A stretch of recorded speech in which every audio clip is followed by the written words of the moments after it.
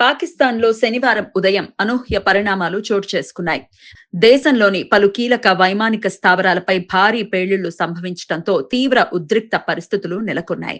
దీనికి తోడు భారత స్థావరాలపై పాకిస్తాన్ సైనిక చర్య ప్రారంభించిన నేపథ్యంలో ప్రధాని షరీఫ్ జాతీయ కమాండ్ అథారిటీ అత్యవసర సమావేశాన్ని ఏర్పాటు చేశారు. ఈ పరిణామాల నేపథ్యంలో పాకిస్తాన్ వ్యాప్తంగా పౌర, వాణిజ్య విమానాల రాకపోకలను తక్షణమే నిలిపివేస్తున్నట్లు ఆ దేశ సైన్యం ప్రకటించింది. శనివారం తెల్లవారుజామున పాకిస్తాన్లోని 3 ముఖ్యమైన వైమానిక స్థావరాలపై వరుస పేలుళ్లు సంభవించాయి. సైనిక ప్రధాన కార్యాలయానికి సమీపంలో ఇస్లామాబాద్ కు కేవలం 10 కిలోమీటర్ల దూరంలో ఉన్న రావల్పిండిలోని అత్యంత కీలకమైన నూర్ ఖాన్ వైమానిక స్థావరం ఈ దాడుల్లో లక్ష్యంగా మారింది.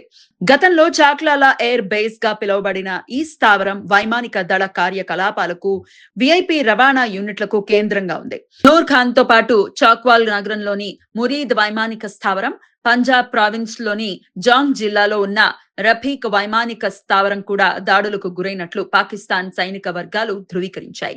మరోవైపు భారత్ స్థావరాలపై పాకిస్తాన్ సైనిక చర్య చేపట్టినట్లు ఆ దేశ సైన్యం ప్రకటించిన కొద్ది గంటల్లోనే ప్రధాని షరీఫ్ జాతీయ కమాండ్ అథారిటీ అత్యవసర సమావేశానికి పిలుపునిచ్చారు.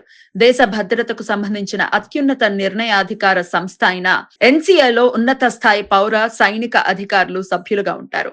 పాకిస్తాన్ అణు కార్యక్రమాలకు సంబంధించిన అంశాలపై కూడా ఈ సంస్థే తుది నిర్ణయాలు తీసుకుంటుంది. అణ్వాయుధ సంపత్తి కలిగిన ఇరు దేశాల మధ్య ఉద్రిక్తతలు గణనీయంగా పెరిగిన తరుణంలో ఈ పరిణామాలు చోటు చేసుకోవడం గమనార్హం. ఇరు దేశాలు పరస్పరం గగనతల ఉల్లంఘనలకు పాల్పడ్డాయని, డ్రోన్లు, ఇతర ఆయుధాలను ప్రయోగించాయని ఆరోపణలు చేసుకుంటున్నాయి. పాకిస్తాన్ చేపట్టిన సైనిక చర్య, ఆ తర్వాత జరిగిన ఎన్సీఏ సమావేశం ప్రస్తుత పరిస్థితి తీవ్రతను, ఆ ప్రాంతంలో ఉద్రిక్తతలు మరింత పెరిగే అవకాశాన్ని స్పష్టం చేస్తున్నాయి.